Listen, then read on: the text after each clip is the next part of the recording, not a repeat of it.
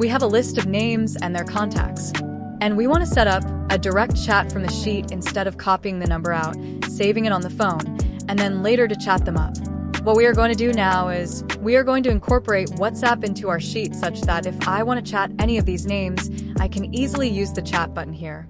In this cell, I'm going to enter my function. I'll be using hyperlink function. Then I'm going to type in the link https://w, hey, me this, my ampersand.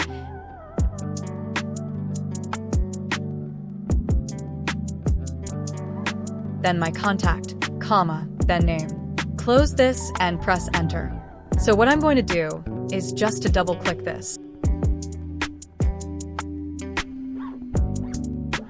If I want to chat all you might now, what I need to do is just click here, and it takes me to where I can successfully chat. What I need to do is just to open the app or continue with the web version. This is a pop-up that will also open the app. So, this is how to chat clients, staff, right from your Excel database via WhatsApp.